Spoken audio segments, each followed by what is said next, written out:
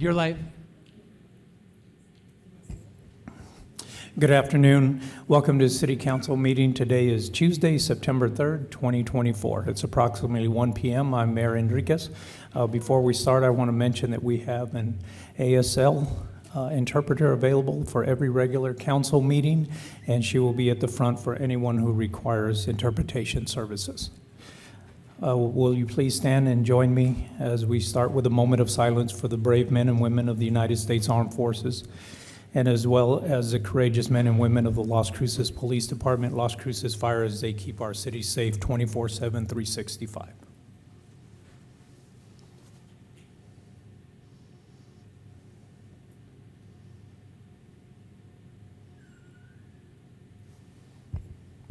Councilor Corinne, if you'll lead us in the pledge. To the flag of the United States of America, and to the republic for which it stands, one nation, under God, indivisible, with liberty and justice for all.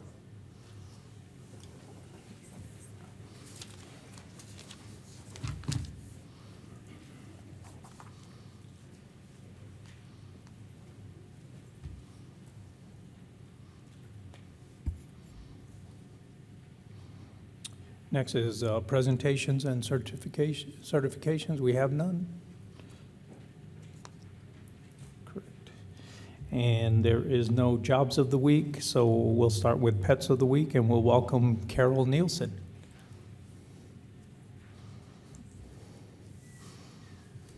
Welcome.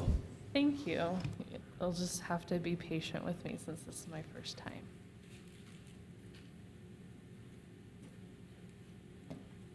Okay. And I am blanking. Oh, perfect. Okay, there we go. Thank you all for having me here. I'm here to present the pets of the week. This week, our cat of the week is Tiana, number 78884. She says, "Hello there, I'm Tiana. I'm young and full of life. I adore people. I'm friendly and affectionate, always ready to nuzzle up for some love. My purrs are always a way of saying thank you for your kindness. I believe in making the most of every moment and spreading joy to those around me. Why should you adopt me? Because I'll fill your home with love, warmth, and lots of purrs." And this week's dog of the week is Sally, number 70889. Oh, got that wrong. Domino is actually her name. Error on my part. I'm friendly with a heart full of sweetness and a spirit that loves to play. I'm eager to learn and grow, and I'm hoping to find a home where I can be taught good people manners. My perfect match would be someone patient and loving who can guide me to be the best pup I can be. Let's create a beautiful life together. This week, we have Picnic with the Pup at our center, which is located 3543 Bataan Memorial West. It's going to be September 7th, this coming Saturday from 11 to 2 p.m. We're still having our Clear the Shelter event, which is going through September 10th. All adoptions are $50, so we're trying to get as many as we can adopted out. And then if you would like to contact us on the web, you can visit our website at ascmv.org, and you can also find us on the different social channels. So thank you for your time.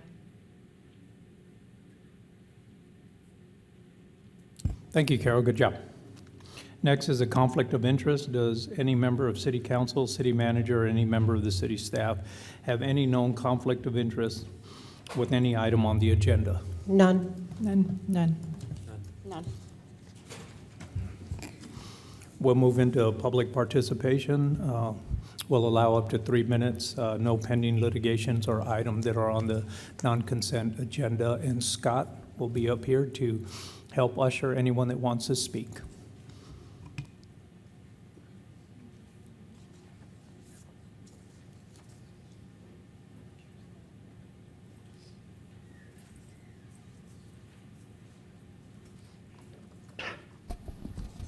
Mayor, Council, Juan Garcia. Today I'm going to talk about political hypocrisy, reset, and weird. In my opinion, Friday's K Fox interview with two of our counselors about MMC cancer care denial was a jaw-dropping display of evasion, hypocrisy, and outright negligence. For nearly 4 years, the council and commission turned a blind eye to the suffering of cancer patients, callously ignoring the pleas for help exposed by Yoli Diaz. Now, with the AG involved, they feign outrage and pursue action with excuses like, and I quote, "There's nothing the council can do. This giant healthcare crisis was at our door, and what could city council really do about it?" And the quote, it rings hollow, eerily echoing the council's dismissive response years past to Hispanic-owned businesses begging for action against skyrocketing crime. Had you not ignored and looked into it, or just read Yoli's emails starting in 2021, in my opinion, you had a legal obligation because of the lease agreement. This issue is much more than a local health care crisis. The council deflected from its responsibility. Now, it's a local government crisis. The brazen claim that today is what matters, and it's about a reset, is a shocking attempt to sweep the suffering or death of countless citizens under the rug. In other words, they don't matter.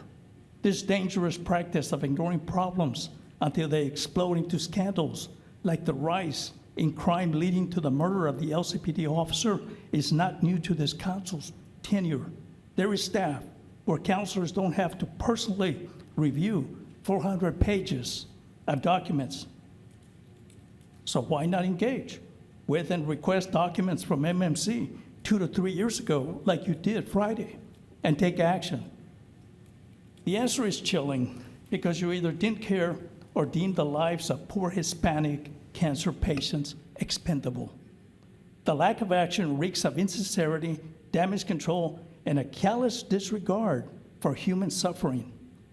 To further highlight the display of politically charged T-shirts only adds to the surreal weirdness of some of the council. The negligence of the council and commission over the past 3 or 4 years, including when Councilor, now Representative Vasquez, was on the dais, is inexcusable. Stop the empty promises of resets and take real accountability and action.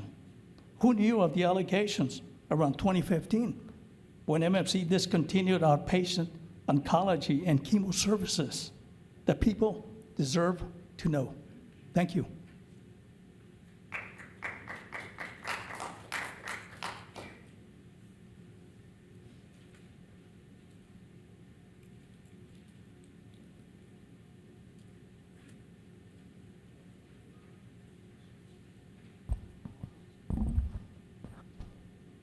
City Councilors and Mayor, I'm Sarah Smith.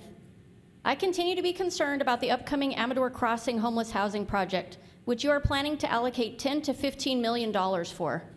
With 50 units, that equates to $200,000 to $300,000 per unit, even though the majority of these apartments are going to be single-room efficiency apartments. I understand that you are considering having only 14 of the units dedicated to sober living. However, this is not enough. We need to be aiming for as many people as possible to be rehabilitated instead of enabling people to continue their self-destructive drug addiction by giving them free housing, free medical care, free food, and cash disability payments from the government every month with no requirements for sobriety or accountability. Housing people who are trying to get sober right next to those who are allowed to continue using drugs is horribly short-sighted. We have already seen the results of that at the Desert Hope Homeless Housing Project on the corner of Pecos and Foster. Although some have come before council recently saying that the problems at Desert Hope were in the long distant past, I want to remind you that just last summer in 2023, there was yet another drug dealer living in those apartments. Residents living at Desert Hope reported there being chaos and fighting all day and night. These were people trying to turn their lives around, trying to break free of addiction, and they had people coming back over and over again offering them drugs. According to the San Antonio Haven for Hope, which serves 7,000 homeless people yearly, quote, housing first only works for 15% of people. 85% of people need different kinds of stability before they move into housing. It is not compassionate to enable people to continue destroying their lives and health with drugs. We need to look at whether the people we are supposedly helping are actually reforming their lives, becoming free of their drug addiction, and moving towards independence. Will you please consider making the entire Amador Crossing project dedicated to sober living, alongside job readiness training and supportive services? That is what they do in the Work First program at Boulder Bridge House in Colorado. After 1 year, people graduate from that program ready for employment and permanent housing. That program has a 74% success rate in having people maintain employment and independence. According to Dustin, who was formerly homeless and addicted to drugs, Ready to Work, quote, teaches you how to be responsible and accountable for your behavior. The work first part builds self-efficacy through actually doing something with yourself. That's what works. We should be aiming for improved, rehabilitated lives for the homeless people so they can become responsible members of our community. Will you please use this huge investment of taxpayer dollars to ensure that we are rehabilitating as many people as possible for the good of everyone? Thank you.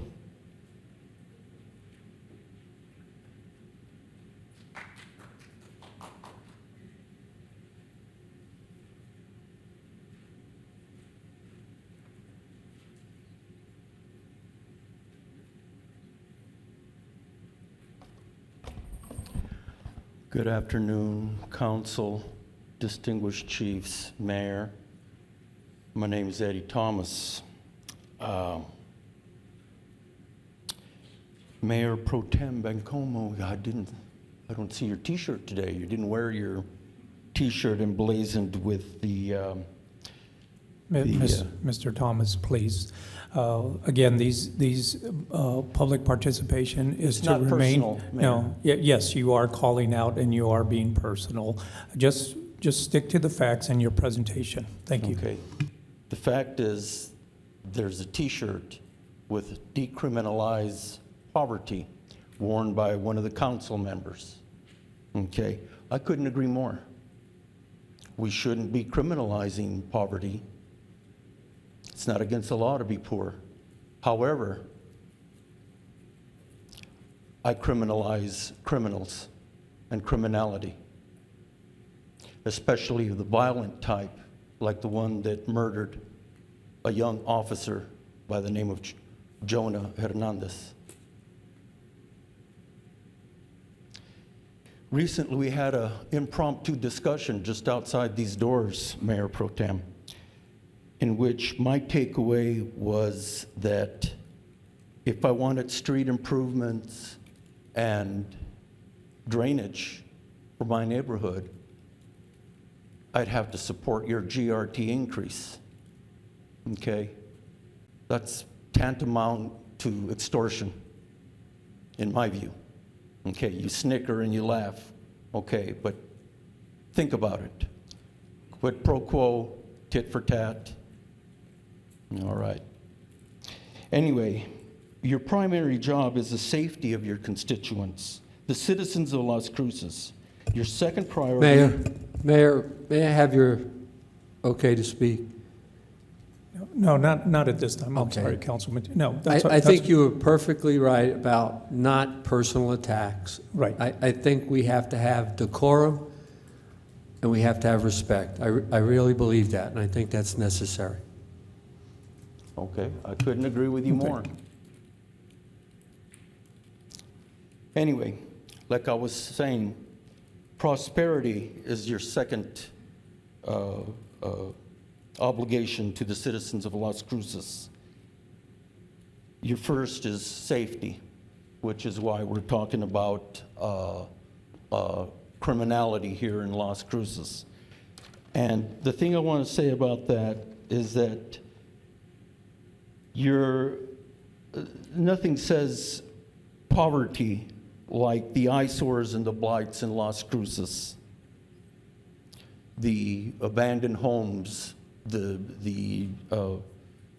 padlocked doors, the shuttered businesses, the plywood windows. Okay, so you have a problem with the look of Las Cruces.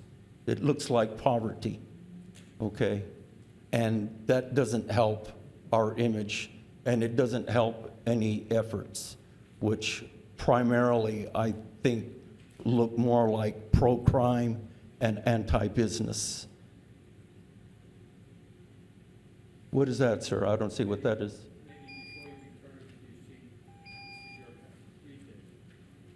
Are you giving that to me? Can I walk up and get it from you? Excuse me.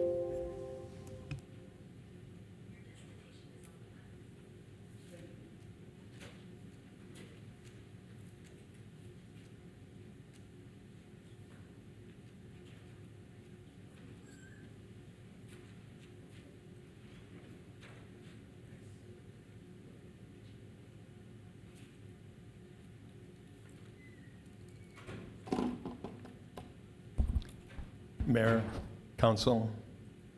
My name is Frank Lopez. I'd like to make a few comments about the shopping cart ordinance that was passed last month. But before I do that, just a little bit of background.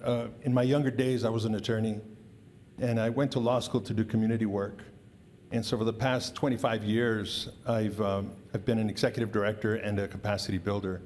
And during that time, I've done a lot of study and analysis on impact and effectiveness. So back to the ordinance. My understanding of the shopping cart ordinance is that the shopping carts on the streets created a nuisance and potential hazard to health, welfare, and safety of the public. I'm curious as to how the city evaluates its ordinances. And in other words, is it effective? Does it work? Does it accomplish what its objectives were? So over time, like this is a new ordinance, it was just passed, but over time, the city should evaluate its ordinance and ask some difficult questions like, as a result of the ordinance, have we improved the welfare and well-being of our residents? As a result of the ordinance, have we improved public safety? Have we addressed the homeless situation that gave rise to the ordinance? Evaluation includes hard questions and data analysis. Intuitively, we all know that at the heart of homelessness is poverty, access to mental health care, and housing. I know the cities, you all have been putting a lot of time into housing, and I applaud and really commend you for that work. But I have a suggestion, though, with regards to ordinances such as the one that was passed. And here's a suggestion, that the ordinance include an evaluation component. So it's not just an ordinance that states, here's what we're trying to solve and here's the punishment or whatever an ordinance can include, but also include an evaluation component. So over time, the ordinance can actually be evaluated.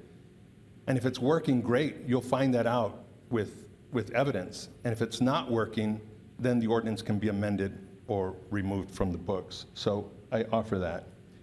And I share all that by way of acknowledging that the city has limited resources. Like, we all know that. You all know that better than anyone. And I, for one, would rather have our law enforcement work and spend time on much more important matters than stopping the homeless people for their shopping cart for being homeless. And on another day, I'll come back and share some ideas on what we can do in that respect. Well, I'll stop there. Thank you all for the work you do.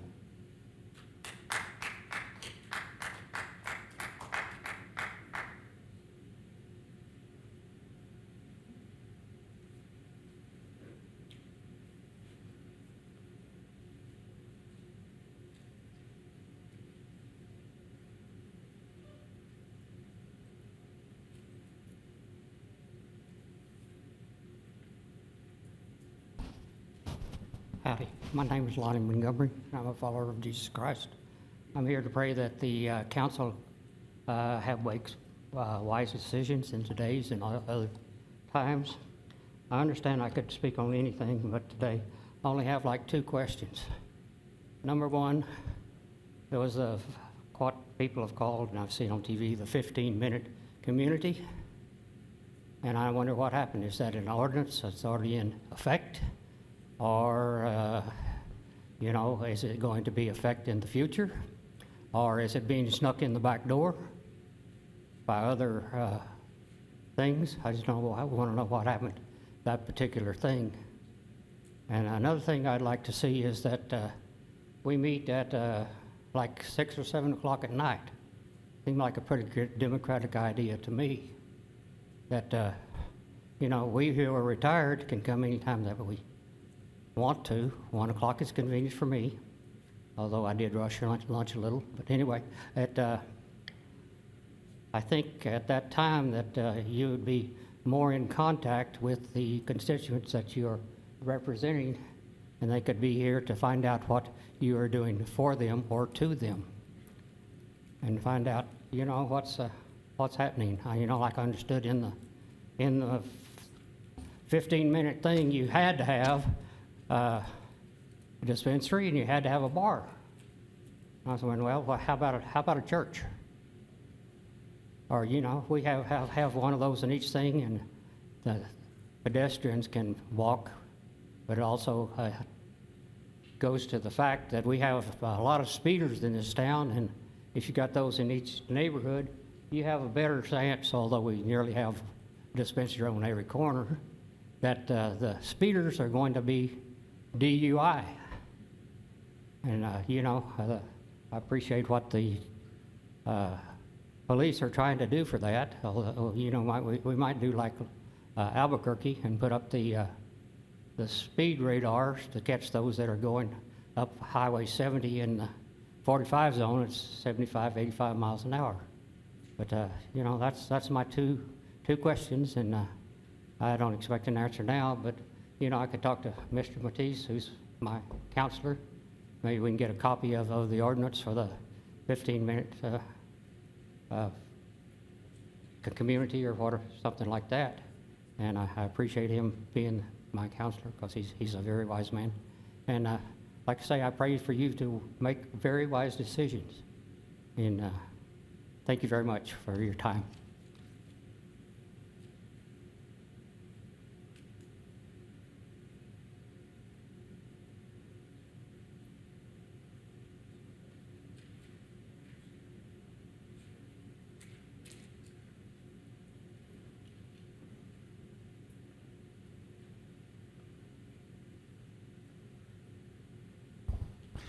Good afternoon, Mayor, City Council, and staff.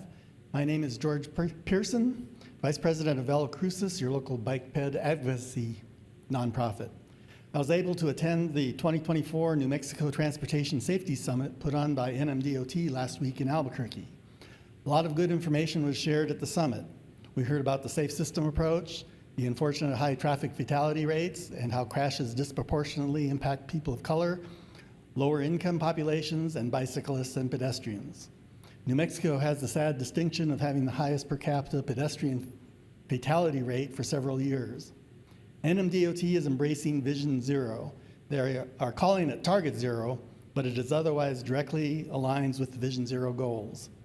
Speakers at the summit included New Mexico Secretary of Transportation Ricky Serna, representatives from the Federal Highway Administration, the National Highway Traffic Safety Administration, and private and nonprofit experts in traffic safety and design. We were also privileged to have Senator Ben Ray Lujan attend and address the summit. He shared his personal experience with traffic violence that involved an intoxicated driver. Southern New Mexico is well represented at the summit with several participants from NMDOT District 1, including the district engineer. The MPO was there, as was Las Cruces Public Schools, and Doña Ana County was represented by the undersheriff and one of her deputies. Unfortunately, there was no attendance from the city of Las Cruces. This was a missed opportunity, as we all need to learn best practices to improve traffic safety. I'm looking forward to the promised Vision Zero work session and the upcoming Safe Streets for All grant-funded update to the Active Transportation Plan, plus the scheduled MRA workshop that surely must also look at traffic safety. We've been talking a lot about traffic safety, and it's time to start identifying action items and to help make Las Cruces a safe city for all modes of transportation. Thank you.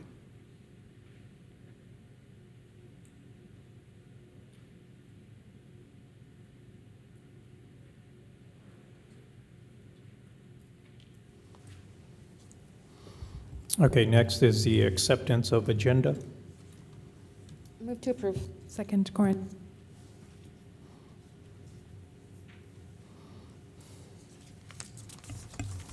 This is on the motion to accept the agenda as presented. Councilor McClure? Yes. Councilor Matisse? Yes. Councilor Graham is absent. Councilor Cran? Yes. Councilor Flores? Yes. Councilor Bencomo? Yes. Mayor? Yes.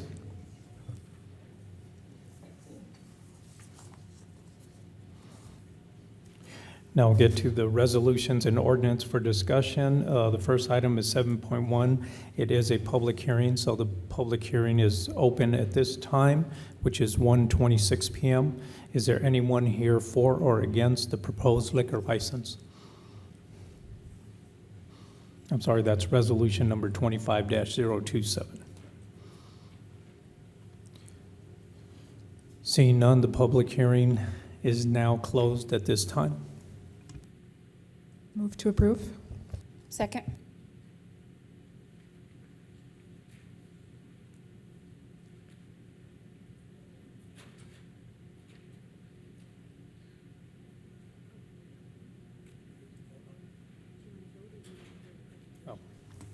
Yeah, go ahead, Adam. Awesome, thank you so much. I was waiting, I thought we were going to vote on Just waiting for the green light. Thank for you, it to sir. start. For the record, Adam Ochoa, Community Development. Before you have a proposed liquor license for a property located at 4130 White Sage Arch.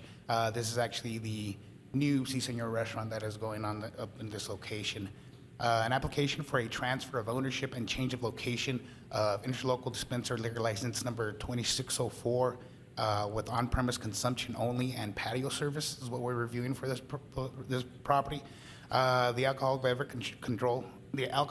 Beverage Control section of the state sent a preliminary approval to the city. City staff did reach out requesting an extension because essentially we would have to approve this on yesterday when nobody was here.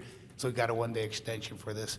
All reviewing staff, including fire department, community development, traffic, business registrations, and fire department did review the proposal, and they saw no issues with the proposal. Here is that subject property currently still under construction, right off of White Sage Arch, directly north of Northrise. So your options is one, to vote yes and approve the proposed liquor license, or two, to deny the proposed liquor license. The Alcoholic Beverage Control section is notified of the vote and continue the application process after this. That is the conclusion of my presentation. I stand for questions. Thank you, Adam. Any questions by council? Council Corinne? I'm just curious, is the applicant here by chance? I believe the applicant is here. And I'm asking because, while this is Councilor Flores' district, this is one of the most asked about signs in my district, which is adjacent. And folks are like, when is this happening? They feel like they've been watching that sign for a long time. And so I'm sure that this is one of the steps related to that. But I'm curious if the applicant can shed any light on the timing. If they're not here, then that's okay. But I always tell people, I don't know, but I'm sure that that it's coming. So. Yes, ma'am. Let me double check if they're here. Give me one second. It looks like they may not be here, but just to give you a little bit of a timeline, ma'am, they do have a building permit. They are undergoing inspections as we speak, but actual finalization of the restaurant hasn't been done yet. After construction is done, their business registration will be released as well, and they'll be ready to go, ma'am. Okay, so I can tell folks coming sooner than the sign which has been up for a few years, so people have been really impatient about this. No, thank you, Councilor Corinne. I agree. And I was just going to say, would Larry Nichols have any idea on the timeline?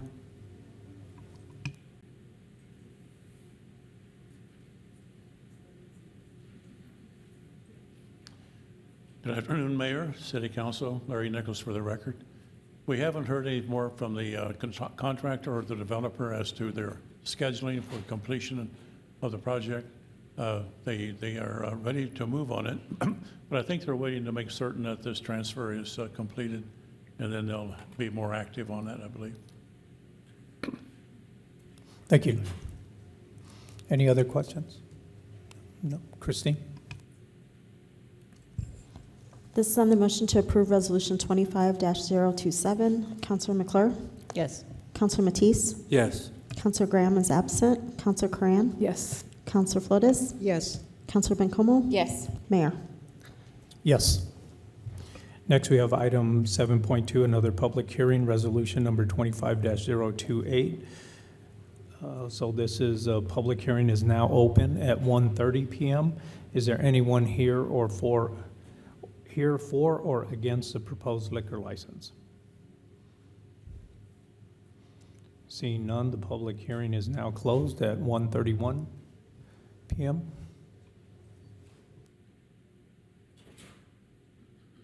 Move to approve. Second. Go ahead, Adam. Thank you so much. Next proposal we have here is another liquor license, also for the Si Senor restaurant, but this is the one located at 1551 East Amador Avenue. So this is an application for a transfer of ownership of interlocal dispensary liquor license number 2515 with on-premise consumption only and with patio service. Again, the ABC already did provide preliminary approval for the proposed liquor license, and that was sent over to the city. Another request of extension was requested and approved for the city for the approval of this. Majority of staff reviewing this saw no issues with the proposal. The only thing that was brought up was community development. Did notice that there is a school campus within 300 feet of the subject property. But following kind of state statutes or regulations, the city council does have the ability to waive that requirement since there is no health, safety, or welfare issues identified by the remaining reviewing parties of this proposed liquor license. Shown here, the subject property, see, Senor, I'm sure we're all familiar with it. And what we're looking at, I believe this is at Hermosa Heights Elementary that is located about 255 feet away from the property, just barely. So again, council, your options here to vote yes and approve the proposed liquor license, or two, to vote no and deny it. That is the conclusion of my presentation. I stand for questions. Any questions by council? Councilor Flores? Thank you, Mayor. And thank you, Mr. Ochoa, for your presentation.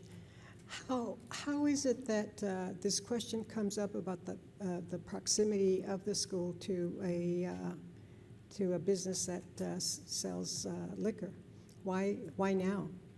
I mean, I understand there's a transfer of ownership, but is that the only reason the city was prompted, or the owners were prompted, or do you know? Mayor, Councilor Flores, it's part of their application that shows that they're at least 300 feet away from a school, military institution, or religious institution, I believe is the three. But that being said, there's no real guidance by the state to the city as to guidelines whether to approve or deny because of that distance requirement.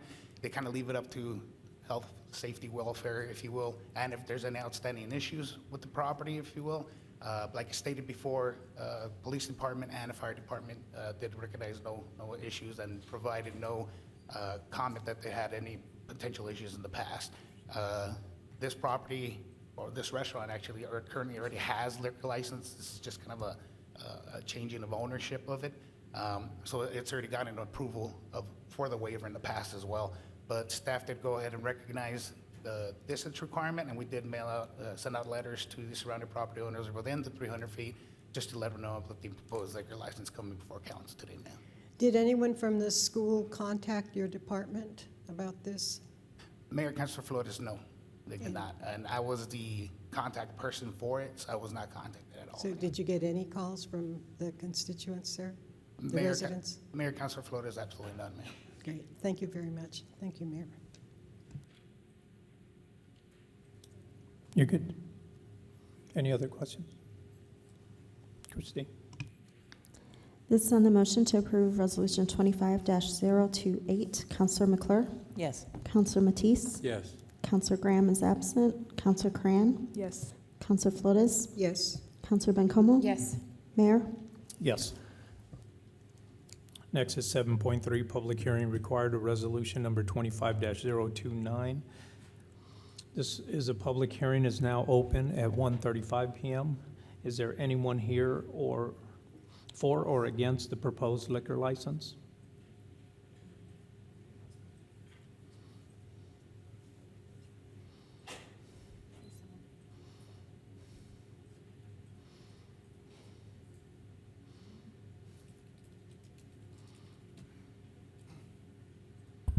Mayor, councilors, I am here as supportive. It's my wife's business, so I'm the one that's off today. She's also midwife, so she's delivering babies. I'm over here supporting whatever. Have any questions, I'm here to answer. Yeah, just state your name. Jeff Wall. Thank you. Okay, the public hearing is now closed at 1:36 p.m.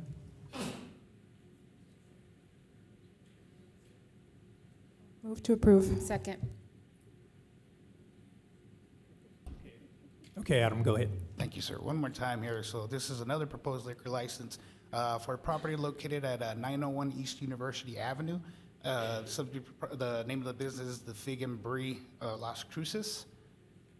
So this is an application for a Restaurant A beer and wine liquor license with on-premise consumption only with patio service. Again, they did already receive preliminary approval by the Alcoholic Beverage Control section of the state, just pending city final approval. Request for extension was also approved for this liquor license. Again, same situation here as the last one. Majority of the staff reviews had no issues with the proposed application. The only thing that was found by, again, community development staff, it's within 300 feet of NMSU property, which is about 90 feet away, right across University Avenue. But again, City Council does have the authority to waive that distance requirement. Showing the subject property here, located actually in this building right here in the Suite B.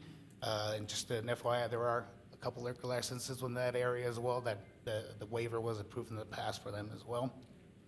So your options, one to vote yes and approve the proposed liquor license, or two to vote no and deny the proposed liquor license. Conclusion. That is the conclusion of my presentation. I stand for questions. All right, thank you, Adam. Any questions? Councilor Flores? Thank you, Mayor, and thank you again, Adam. So the university does have the power to say yay or nay to this, right? Mayor, Councilor Flores, no ma'am. They were notified. They were notified? They were notified about the proposal, including everybody else within 300 feet of the proposed liquor license. Staff received no public input at all, Mayor. Okay, and so the public input, the non-public input means that you go ahead. Thank you. Any other question? None? Christine? This is on the motion to approve Resolution 25-029. Counselor McClure? Yes. Counselor Matisse? Yes. Counselor Graham is absent. Counselor Coran? Yes. Counselor Flores? Yes. Counselor Bencomo? Yes. Mayor? Yes. All right, thank you, Adam. Thank you. Next is item 7.4, resolution number 25-030, a resolution to accept the 2024 Firefighter Recruitment Fund agreement from the New Mexico Department of Finance and Administration in a total amount of $262,500 over 3 years with no match required. Crystal Silva, need a motion. Move to approve. Second.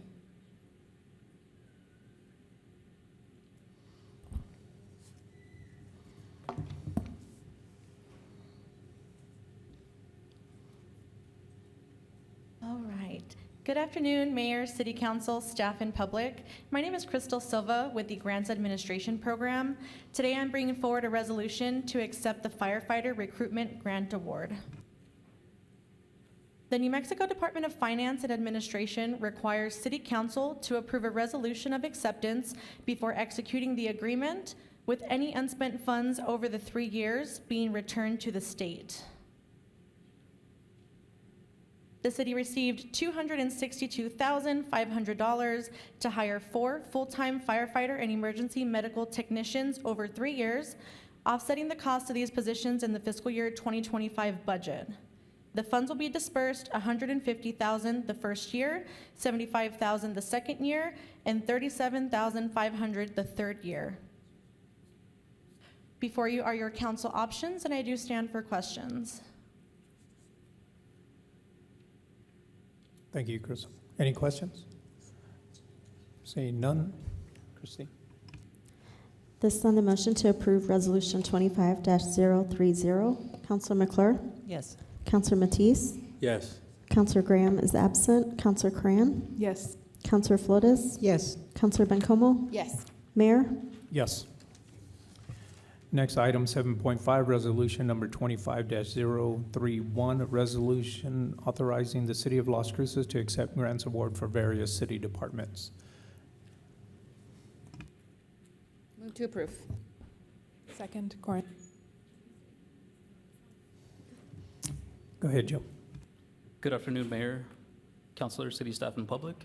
My name is Joe Padilla, Budget Analyst with the City of Las Cruces. Today, I'm bringing forth the resolution to accept various grants for the city. The State of New Mexico's Department of Finance and Administration has awarded the Housing and Neighborhood Services Program $2 million to support the Padrina Apartment Complex construction project.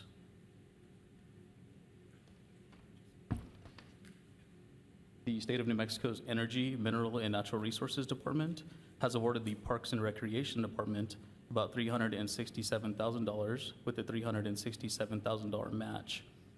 This funding will be used for a new outdoor recreation facility at the Henry Benavides Park.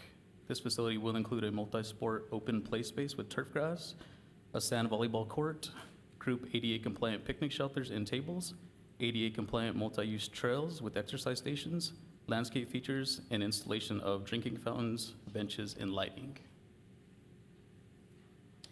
The State of New Mexico's Aging and Long-Term Services Department has awarded the Quality of Life Department $310,000. This funding will be used to purchase various senior programs vehicles at various senior centers across the city.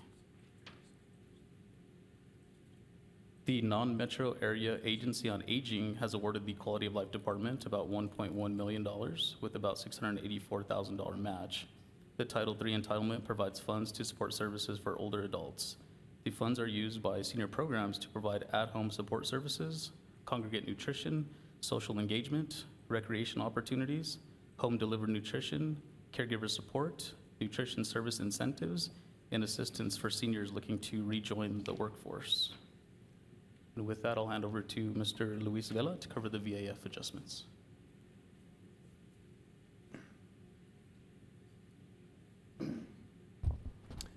Mayor, Council, City Staff, my name is Luis Vela. I'm your City Fleet Administrator. This slide represents the updates that were made to the Vehicle Acquisition Report. These 4 vehicles are directly related to the $310,000 awarded by the State of New Mexico Department of Aging and Long-Term Care in slide 4. With that, I will stand by for questions.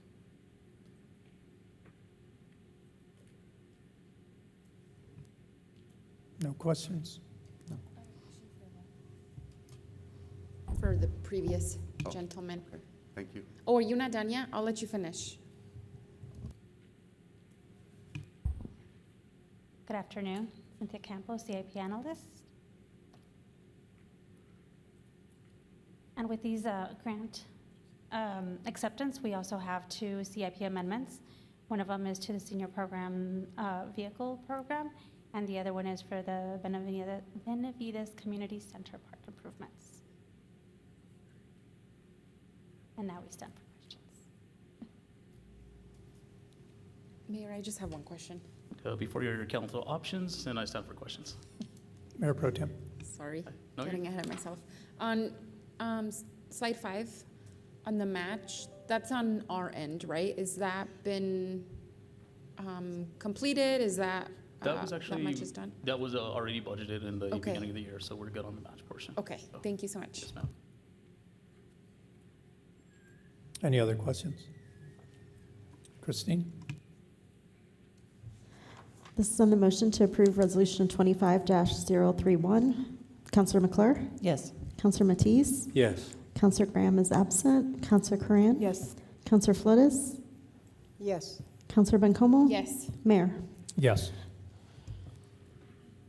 Next, item 7.6, Resolution 25-032, a resolution approving the Fire Station 9 Public Art Project. Move to approve.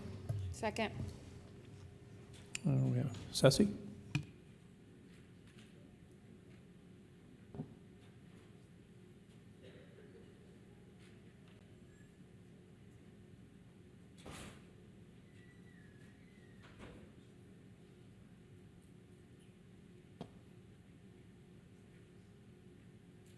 Gosh, I can't see. There we go. Wrong one.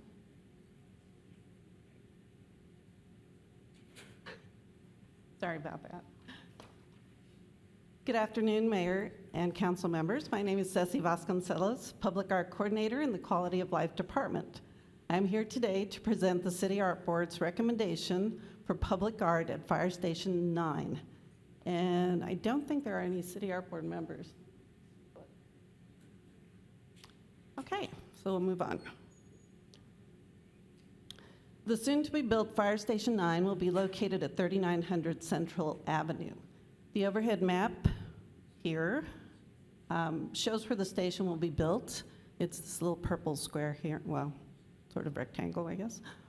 The landscape site plan shows where the artwork will be approximately located at the corner of Central Avenue and Sonoma Ranch Boulevard. So this is Central here, and this is Sonoma Ranch Boulevard, and this is approximately where it'll be located. The Public Art Program released a call for artists for a freestanding public art sculpture for the fire station with a budget of $100,000 in May of 2024. A designated art selection committee reviewed the 115 submissions that were received. 3 top finalists were chosen and invited to present their proposals to the committee. The presentations were held at a public meeting at City Hall on July 23rd, 2024, and the committee's recommendation was then approved by the City Art Board at the August board meeting. Selection committee members were Chief Jason Smith, City Council member Becky Coran, City Art Board members Chantel Yazzie Martin and Susan Polka, and community member Joshua Vaughn. Staff and members of the public were also present to give input, and the presentations were open to the public. The date was posted in print media, news release, and by news release and social media. The artists presenting were Jason Butler, Trevor O'Toole, and Christopher Fennell. The committee scored each artist based on project criteria. The call for artists stated that the piece would reflect the ethos of the firefighting community and character of those who perform that service. Complements the architectural design of the fire station, activates the exterior public space and streetscape, serves as a wayfinding marker for the community, large enough to be a focal point from different vantage points, and it should resonate with the general public, neighborhood, and the Fire Station 9 staff who see it every day. All 3 artists presented concepts that were strong and scored well. Ultimately, though, the design proposal created by Christopher Fennell scored highest. You should have a copy of the concept statement in case you want to read the artist's statement for yourself. The current name of the piece is Fire Sentries. It is inspired by the work of firefighters. The sculpture will be 24 feet tall and is made of decommissioned ladders, reused fire hydrants, and 1-foot steel pipes. The cluster symbolizes the thorny, spiky plants found in the area as well as fire. The fireball may be lit with orange and red colored floodlights to create a fire-like glow that will reflect off the ladders and change as your viewpoint changes. Here's the artist's rendering of the art piece placed on the west-facing side of the building to show it can be placed anywhere, really. He didn't have the actual site plan for the area that it will be, that we had proposed. This is the model that he created, and you can see the cluster here is the ladders, decommissioned ladders, and these are the fire hydrants here. And then, of course, this is kind of the raw steel color, but it can be, he said it could be painted whatever color we wish, but we would work with the artist for that. And it's 24 feet high. And then, of course, it would be lit at night, so it glows like a fireball. The selection committee did have some modifications for the artist concept. The first one was change the name of the art piece to reflect a firefighter reference. For example, instead of fire sentries, use fire watch. And second, change shape of the poles to be triangular or other shape instead of round to match the architectural style of the building. These are your options today, and I will stand for questions. Very nice, Ceci. Thank you. Any questions? I like it. All right. Go ahead, Christine. Yeah, I just wanted to say I'm sorry. that I felt weird not saying anything at all, but it's really beautiful. I'm glad you brought that to us. Thank you for choosing that to the committee. All right, thank you. This is on the motion to approve Resolution 25-032. Counselor McClure? Yes. Counselor Matisse? Yes. Counselor Graham is absent. Counselor Coran? Yes. Counselor Flores? Yes. Counselor Bencomo? Yes. And Mayor? Yes. Next is item 7.7, resolution number 25-033, resolution approving amendment of professional service agreement with AKS Architects PC to increase annual not-to-exceed amount of $2 million for applicable taxes per vendor. Move to approve. Second. Thank you. Good afternoon, Mayor, Councilor, City Staff. My name is Virginia Varela. I am Buyer 2 with the Financial Services Department. And before you today is a resolution requesting permission to perform an amendment to our existing architectural and engineering services agreement contracts. The City of Las Cruces required requests for proposals for architectural and engineering services. Procurement 20-21-052 was advertised on October 23rd, 2020 for these services. Awarded firms would provide the city with a pre-qualified list of architecture and engineering service firms to be utilized on approved projects on an as-needed basis. 11 submissions were received and submitted to the Selection Advisory Committee for review and approval. On January 21st, 2021, the Selection Advisory Committee recommended to award agreements to 8 of the highest-ranking respondents. These respondents were AKS Architecture, ASA Architecture, Desert Peak Architects, Molson Corbin, Vigil and Associates Architects, and Wilson & Company, all of Las Cruces. In addition, we had Hewitt Zollers of Albuquerque and Atkin Olshan Shade Architects of Santa Fe, New Mexico.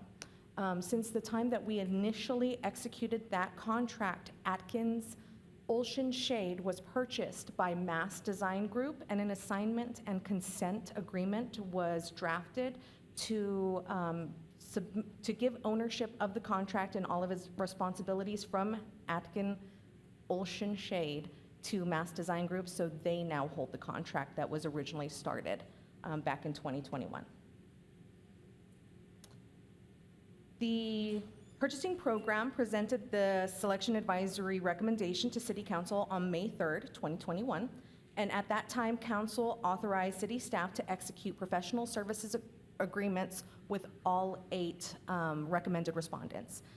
The initial term for those was 1 year with 4 one-year options to renew, so it would have a total of 5-year potential for the total term of this agreement. And the approved amount at that time was an annual not-to-exceed amount of $500,000 per vendor. The city is currently in year 4 of 5 of this agreement. So we have the remaining year, which would get us through June 30th, 2025, and then 1 additional year for June 30th, 2026. Due to the complexity and the quantity of projects that are being approved through council, through the budget process, and through the CIP process, we are requesting that this amount be changed from $500,000 in an annual not-to-exceed amount per vendor to $2 million in an annual not-to-exceed amount per vendor. Because of the quantity and complexity of these projects, that has increased since the initial execution of this agreement, we are requesting that this change be made so we can continue to use these contracts on an as-needed basis for pre-approved city projects. Before you are your options, and I stand for any questions. Questions? Councilor Flores? Thank you. And thank you for your presentation. Can you go back to page 5, please? So the part I don't quite understand is the annual not-to-exceed amount of $2 million plus gross receipts tax annually per vendor. That would be ad infinitum. I mean, just until we say no by virtue of going through this process. So, Mayor, councilors, the $2 million is basically setting the new capping amount where how much we can use these vendors for pre-approved projects where the budget has already been approved for the projects. So the projects have already gone to council through the budget process, through CIP. or by approval of grants or acceptance of legislative funds or a variety of different funding reasons, council approves the city to move forward with specific projects. And we require the utilization of specific engineering vendors for a variety of different things, whether it's electrical, structural, or in this case, architectural. So it's allowing the city to move forward with these pre-approved projects to be able to utilize the vendors at the new amount, because currently we're running into instances where we have to stop and not be able to move forward with projects because we've reached that the current capping limit with projects that were pre-approved in previous years that are carrying on to current fiscal years. So we have projects that were initiated in 2023 that are still going forward. So the funds that weren't charged out in 2023 are being applied to the contract that we can charge out now, which is limiting how we can use the contracts for current projects. So we're moving the goalposts so we can still continue to work on projects that have already been approved. Okay, so the way I understand it is that the amount that we authorized before isn't enough to carry out this distribution of funds to the vendors.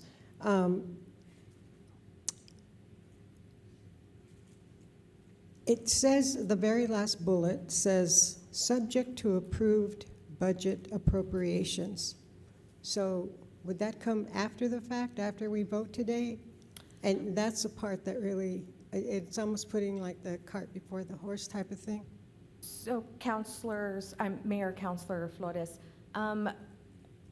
for the approved budget appropriations, it's the projects that are approved in the CIP. So some of them have already been approved by council, the ones for previous CIP, previous fiscal years, the current fiscal year that we're in, and then for future fiscal years, for like the next final year of this contract, any of the projects that are approved by the CIP through the budget process will be able to utilize these contracts. Okay, thank you very much. Thank you, Mayor. Councilor Matisse. It would have been nice, because I know how detailed you are with these presentations. Do you have a handy list of the projects that are having complexities and quality or quantity of the projects with their complexities? Do you have a list available? I would have to confer with, I'm sorry, Mayor, Councilors, I will have to confer with Public Works to get a list of all the projects that they are currently utilizing these vendors for. Yeah, and you make it available to council or just send it to my email. Thank you. Thank you. Any other questions? None? Christine? This is on the motion to approve Resolution 25-033. Counselor McClure? Yes. Counselor Matisse? Yes. Counselor Graham is absent. Counselor Cran? Yes. Counselor Flores? Yes. Counselor Bencomo? Yes. Mayor? Yes. Next is item 7.9, Council Bill number 25-011, ordinance number 3082, an ordinance authorizing, I'm sorry, it's 7.8. Yes, I did skip one. Resolution number 25-034, a resolution approving a service agreement for an MRA in the West Picacho corridor. Move to approve.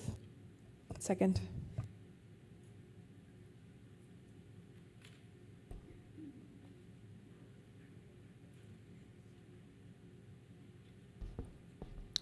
Good afternoon, Mayor, City Council members, and City staff. My name is Greg Gonzalez. Apologies. I'm the buyer one with the purchasing program here for the City of Las Cruces. Before you today is a resolution authorizing the city to approve the service agreement for the Metropolitan Redevelopment Area Plan development with Stantec Consulting Services. The City of Las Cruces had previously designated the West Picacho corridor as a metropolitan redevelopment area to address issues of blight and poverty. The city has prioritized efforts to alleviate poverty in the community and will provide resources to assist efforts in the alleviation of poverty, as well as providing support to local businesses, options of quality of life, and affordable housing.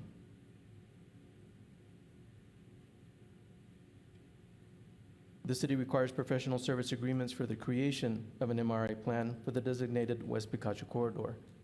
The plan will define the city's vision and identify revitalization projects for the designated area, as well as identify sustainability, implementation strategies, identify priority projects, examine existing conditions and assets, as well as develop a physical land use plan with livability and design guidelines, and designate specific redevelopment sites and projects.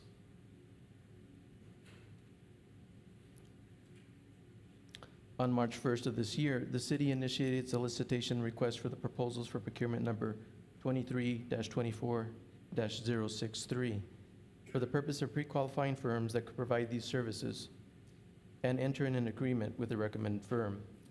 The solicitations were closed on April 2nd, 2024, with 2 proposals received and submitted on the Selection Advisory Committee on May 1st, 2024, for review and recommendation. After review and evaluation, SAC recommendation was to award to Stantec Consulting Services Incorporated from Las Cruces, New Mexico, for an amount not to exceed $232,000 with a contract term of 2 years. And before are your options for this resolution, and I now stand for questions. All right, thank you, Greg. Any questions by council? None? Christine? This is on the motion to approve Resolution 25-034. Counselor McClure? Yes. Counselor Matisse? Yes. Counselor Graham is absent. Counselor Cran? Yes. Counselor Flores? Yes. Counselor Bancomo? Enthusiastically, yes. And Mayor. Yes.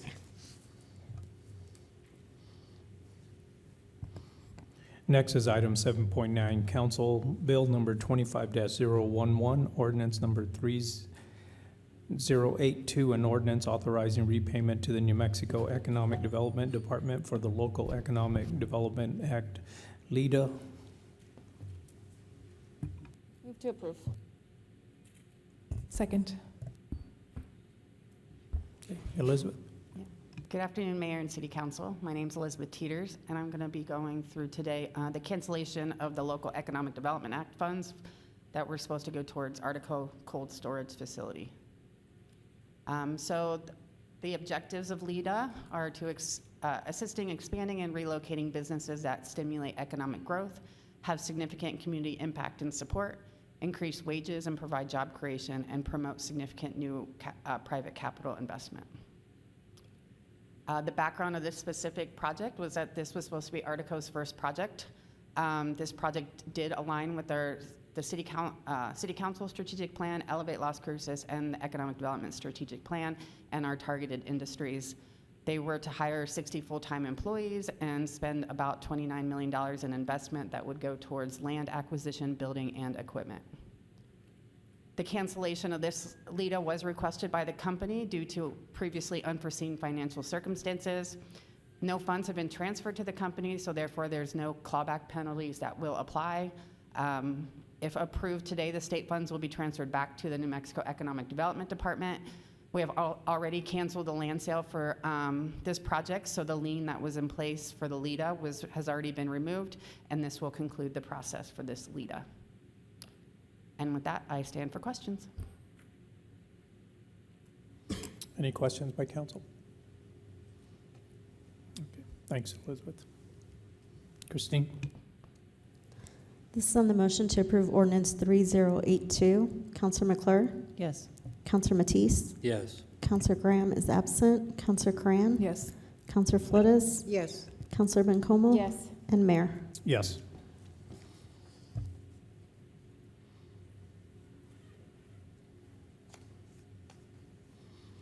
Next is item 7.10, Council Bill number 25-013, ordinance number 3084, an ordinance repealing and replacing Chapter 2, Article 3, Division 6, Accountability in Government of the Las Cruces Municipal Code.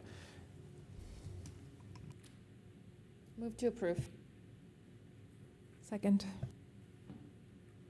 Our city attorney, Brad Douglas. Thank you, Mayor, Council. Brad Douglas from Legal. I'm joined here today by Viola Perea, our city auditor, or the head of internal audit, rather, and Mr. Charles Tucker, our inspector general. And so you might remember that we brought this item to a work session some months ago, and we received some feedback from council. And so here are some of the key revisions to the ordinance. Definitions were added for fraud, waste, and abuse that are consistent with federal and state guidelines. Whistleblower protections have been added to the accountability and government ordinance. The Inspector General will have improved independence. Under the ordinance as it's written now, the IG reports to both myself, the city attorney, and the city manager. In my opinion, not appropriate that he reports to me. I should be advising him and assisting him when requested, but if this passes, he or she will report solely to the city manager. Some broadened authority that the Inspector General would have under the revised ordinance is that they would now be able to attend all hearings and meetings related to fraud, waste, and/or abuse that concern LCPD and/or LCFD. That is not in the current ordinance. And then my favorite saying, who watches the watchman? New functions include oversight for the office of the IG itself for increased transparency and accountability. A request that had come up at the work session was that the definitions of fraud, waste, or abuse, the proposed definitions, be clarified to add of government resources, so we've made that change. And there was another request for clarification with regard to the mayor's status as a member of city council, so we've gone ahead and made that clarification as well. And of course, the overall goal is to remove ambiguity from the existing ordinance by adding definitions and deleting redundant language. We've done that throughout the document. To increase oversight where no IG function previously existed, to increase transparency and accountability for the office of the IG itself, to clarify the overall oversight committee function, as well as, I should have added this, but as well as to loosen up the restrictions on who may serve on the oversight committee. We loosened those restrictions so that we wouldn't be missing out on any potentially really good candidates. And this is another significant change to increase transparency and accountability for all city contractors, subcontractors, and lower tier contractors. Under the revised ordinance, the Inspector General would have the authority when there's alleged fraud, waste, or abuse with a city contractor to request documentation and information from them. And if they are not forthcoming with that information, well, then they may be, at our discretion, disbarred from doing future work within the city. Again, to clarify the membership qualifications, and this is an important modification as well. The current ordinance makes it a petty misdemeanor for anyone not to cooperate with the IG investigation. And so we discussed it as a team, myself, Ms. Perea, Mr. Tucker, and came to the conclusion that if the ordinance remains written as it is, frankly, no one would ever cooperate if they were subject to a criminal investigation. And so we removed that penalty. Of course, if internal audit and/or the Office of the Inspector General during the course of their work believe that it may be a criminal matter, well, then they will immediately refer the matter to law enforcement at that point. And so we will stand for questions. Thank you, Brad. Any questions? Councilor McClure. Just a question about the Oversight Committee. When would we be putting nominations in for new members? Hopefully as soon as possible. Thank you, Councilor McClure, for that question. We really wanted to go ahead and, like I said, loosen the restriction on those potential candidates. But it's my understanding that if and when this passes, we have a pool of candidates to look into. And so our goal is to right away begin filling those vacancies and have the Oversight Committee fulfill its function. Thank you.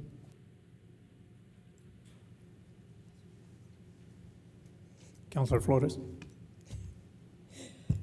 Thank you so much, Attorney Douglas. There's some language that's not entirely, well, clear to me, but I think it's on page 4, maybe 5. Let's go back to it. Okay.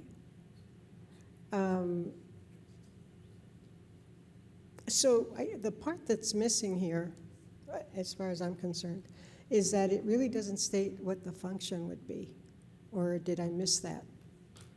So, I mean, Council Mayor, I think we all sort of know what it is, but is it stated anywhere? Mayor, Councilor Flores, good catch. Probably not as clear as it should be in the PowerPoint presentation, which I realize is ironic considering this is an ordinance about transparency and accountability. But the purpose of the Inspector General is to investigate allegations of fraud, waste, and/or abuse within the city, and now proposed, technically still within the city, but with regard also to any contractors, subcontractors, or lower tier contractors doing work on behalf of the city. So that second part does not currently exist in the Accountability and Government Ordinance. We've added that so that the Office of Inspector General has more authority if there's an allegation of fraud, waste, or abuse from a city contractor to subpoena those documents, to request those documents. And if the contractors are not forthcoming with that information, well, then there are penalties, and we as a city can decide what to do at that point.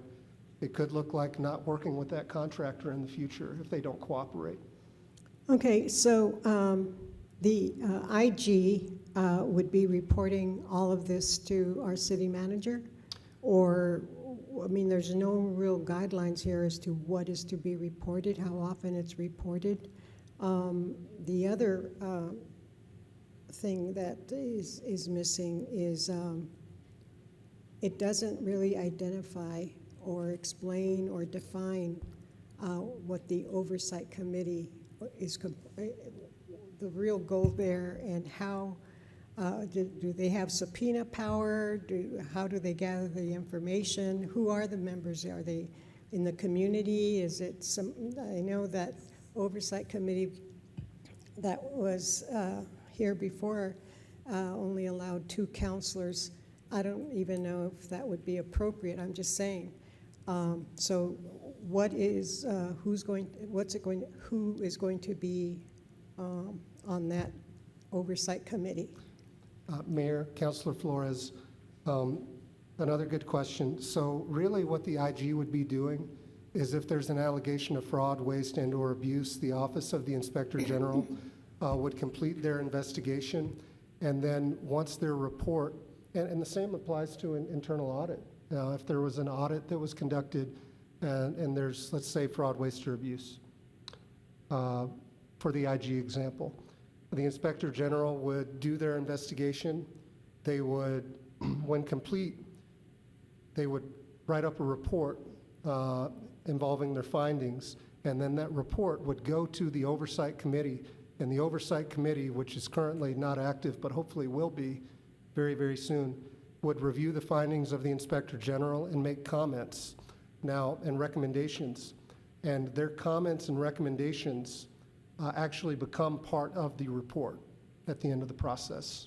And so with regard to reporting to the city manager, technically the Office of the Inspector General under the revised ordinance would report to the city manager, but most of their work would go through the Oversight Committee. I'm struggling to think of a time when it would not, actually. So it sounds that there's a huge, the onus or the responsibility would be on that Oversight Committee. And so is it going to, I'd like to know who the members would be. And I'm not saying, oh, city council should be on that. I'm just saying you'd have to have someone who would have access to the, no, let me see. Anyway, no, this is for the public to understand. Okay.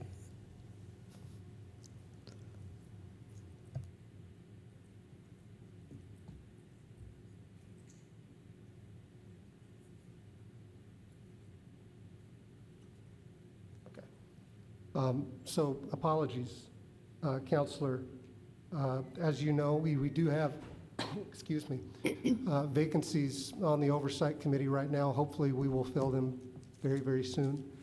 But with regard to the process, the city auditor just reminded me that yes, whenever the IG is doing an investigation and their report is complete, it would go to the city manager, as well as myself, actually, for review. And then a copy of the completed investigation would be served on the target of that investigation. But then the Oversight Committee would have an opportunity to comment and make recommendations, and their recommendations do become part of the finalized report. So the composition of the Oversight Committee, so you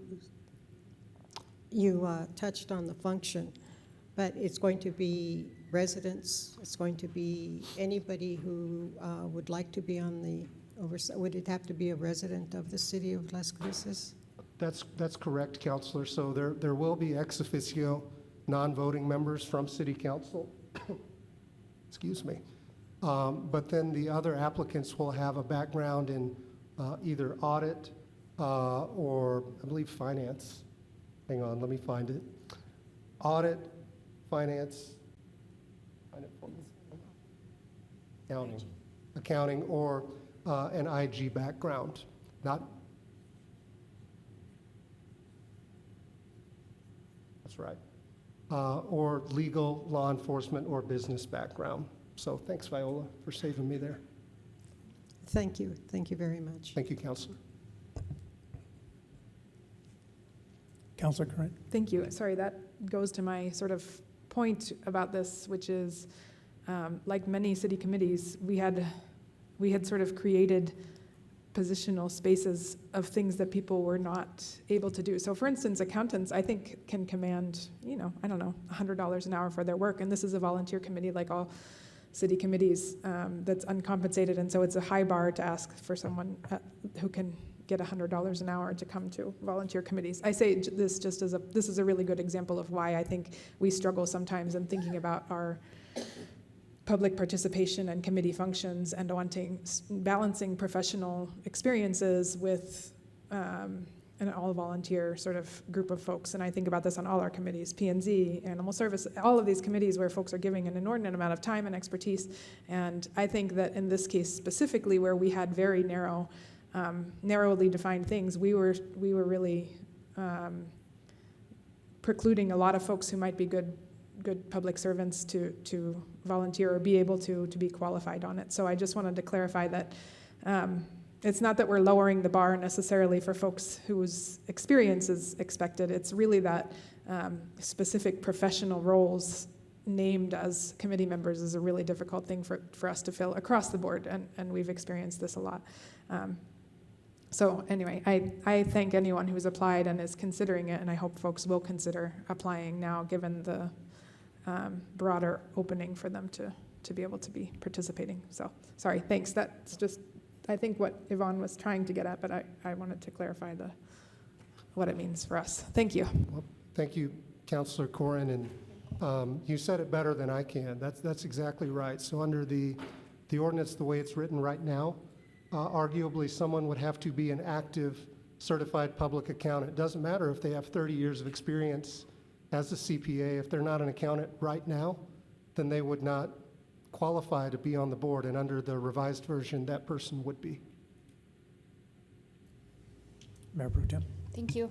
Thank you, Brad and the team, for your diligence on this, on rewriting this, and bringing it to us here today. Just a couple of comments and then a couple questions. I think it's really, I'm glad the petty misdemeanor was removed. I think that's a really important step in compliance.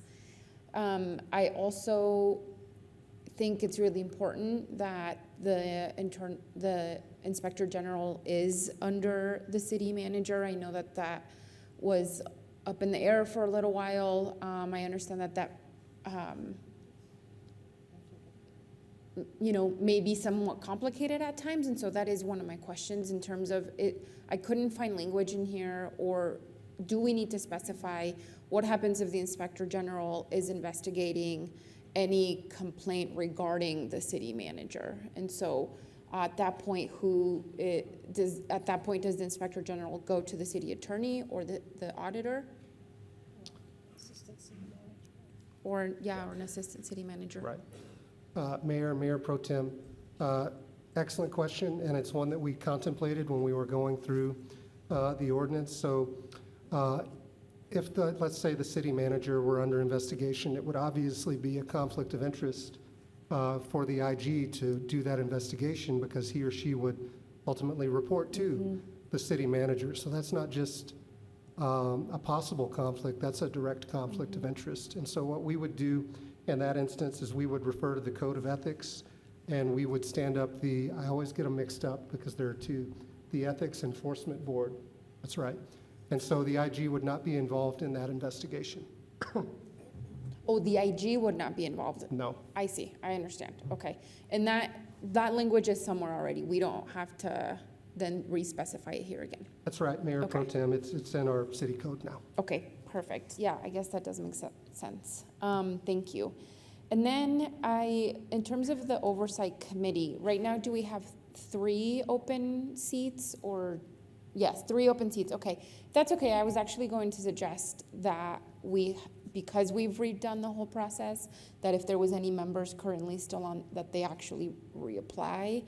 I feel like that's important, just moving forward. And then in terms of the applicants, will you ensure that council gets their applications as well? Who is going to be selecting them? Maybe that's my first question. Mayor Pro Tem, we can certainly do that. So my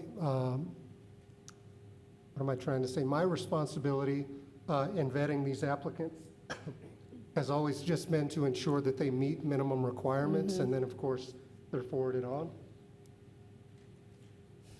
Viola is always there when I need her. And then yes, the revised ordinance states that as vacancies on the committee occur, the council shall appoint new members. All appointments shall be subject to council approval. Right. So that's right. And generally, some of these committees were appointing folks at a district level that we know. And so, they've sort of come with an additional recommendation, if you will. But because these are at large, these are 3 at large, we might not know them. I would just request that we get those in advance of a voting day. And I'm looking at our city clerk because I think that would be under her responsibility. And so that would just be my request on that. And then I do note on here that because we will have 3 new members and they should be serving 3-year terms and they be staggered, that some of those will be appointed initially for 1 year or 2 year, correct? Brad? Mayor Pro Tem, I hate to say something I'm not sure of, but I believe that's correct. Mayor, if the city clerk wants to add something. Yeah, go ahead, Christine. Mayor, Councilor Bencomo, they're initially staggered, and then after that staggered, then they serve a 3-year term. Perfect. Thank you, Christine. And that's right, Mayor Pro Tem. One would be a 1, one would be a 2, and one would be a 3 initially. So they would be staggered that way. Okay, great. And then I wish I had written down my questions because I could have sworn I had one more, but now I can't remember. So I will, I'm sure it'll come back to me eventually. Oh, I do remember now. Who is the point staff person for the oversight committee? Who will make sure that after today things keep moving? Is it the IG? Is it you, Brad? It would not be Mayor Pro Tem. It would not be the IG, and it would not be me. I would defer to the city clerk. I just think there should be, just like when we had PRCs and there was like one staff person who was sort of the heading up that particular subject matter PRC. I just feel like there has to be a staff person assigned to this, otherwise it will fall through the cracks.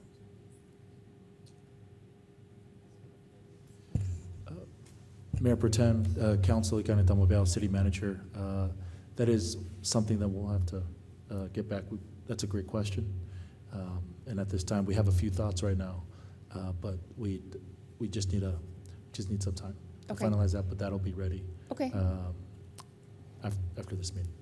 Yeah, that obviously doesn't have to be written in the ordinance, but I just wanted to make sure that there was a key contact person moving forward. But that'll be it. Thank you so much. Thank you, Mayor Pro Tem.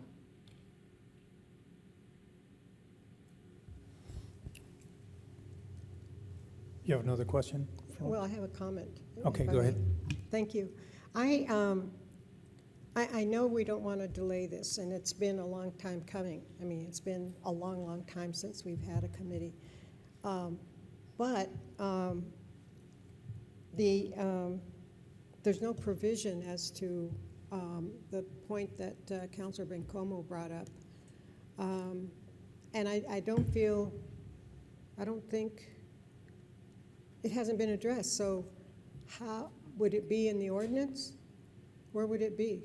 Would it be like, that's what I know, and everybody says that? Mayor, Councilor Flores, we thought that we had considered everything, and we have had conversations about a point person.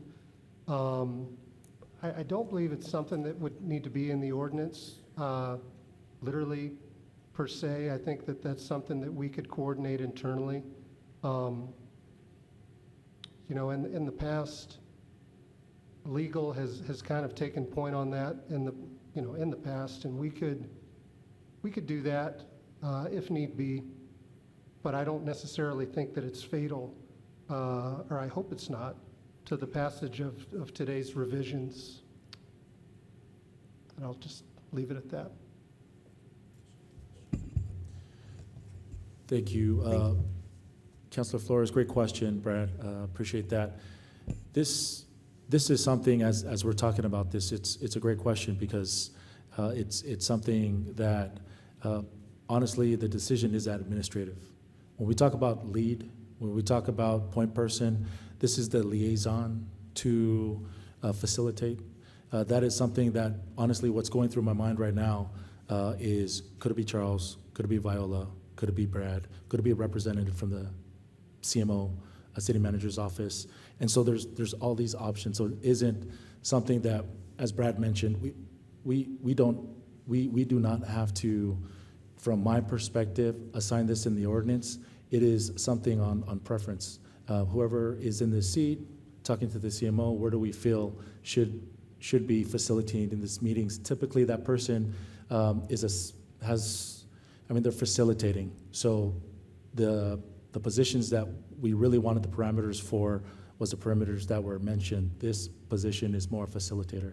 So that's why I wasn't one to assign that in the ordinance, but it was more administrative function of supporting, facilitating, and being the liaison. So that was my thought. I just wanted to share that. Obviously, you, as Councilor Flores and the dais, Mayor Pro Tem, you let us know if you'd like to wait on that. Thank you.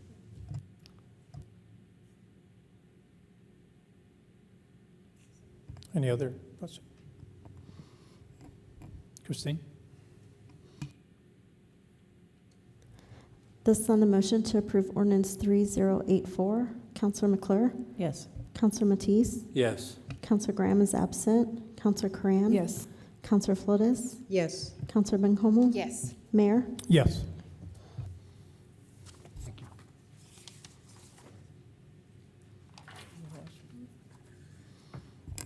Next on the agenda is board appointments. We have none. Notice of proposed ordinance, none. So we'll go to city council member board reports and comments. I'll start with Councilor McClure. Thank you, Mayor. The only comment I had was, as much as I'm chronically online, I also missed the New Mexico Transportation Summit and only saw it through Velo Las Cruces posting. So thank you for that. I'd like to have that on my calendar for next year. But I also want to suggest that that might be a good place to do recruiting for HR to get an active transportation specialist. I can't remember what the title is offhand, but events like that seem very crucial to hire these sort of high-level positions. That's all. Thank you. Councilor Matisse? Councilor Coran? Thank you. I don't have a lot either, but I do want to follow up on the sort of conversation about that and as it relates to the MPO, which we know has been part of the city and is now branching off. And so I just want to again thank all of the folks throughout the city institution who have worked really hard on developing the MOU and the JPA, figuring out the functions of the MPO as it becomes independent of the city of Las Cruces, and to the folks who are on the MPO board with me. I just want to mention that those new drafts are up for a first read at our next meeting, which is next Wednesday. So I do just want to reiterate that there are a lot of folks in the city who worked really hard to, including CAO Ben Como and Andrew Ray and folks in insurance and IT and finance. So I really just want to thank those folks for all that you've done to contribute to developing those documents and helping support the MPO to becoming a new and independent organization. And just to give folks a heads up that will be coming to us as a council pretty soon for approval. And that's a positive progress for us all. So otherwise, thank you. Thank you. Councilor Flores. I don't have any comments, thank you. Mayor Pro Tem. Thank you. I just really quickly wanted to thank economic development staff especially, but anybody who was involved in getting the MRA for West Picacho to today. And then mayor and city manager, I guess my next request would be that even if we aren't going to start really hiring contractors and consultants for other MRAs, that we start designating other MRAs. I've had that conversation with Chris Faber from Economic Development so that they can start accumulating revenue. I don't know what the word exactly is, but revenue, they're shaking their heads, so that means yes.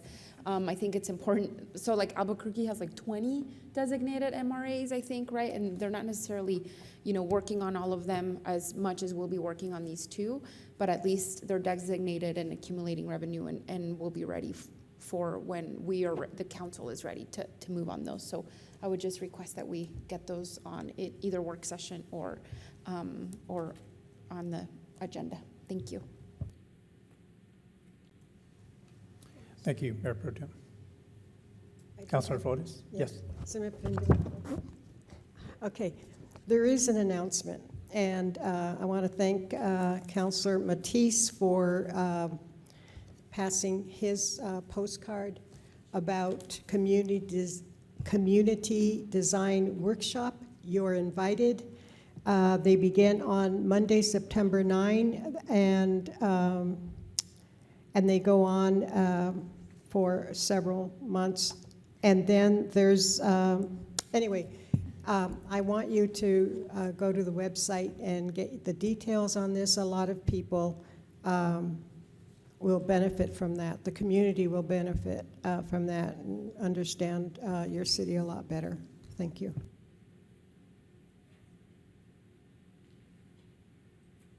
Thank you, Councilor Flores. I just have a couple of things I wanted to announce.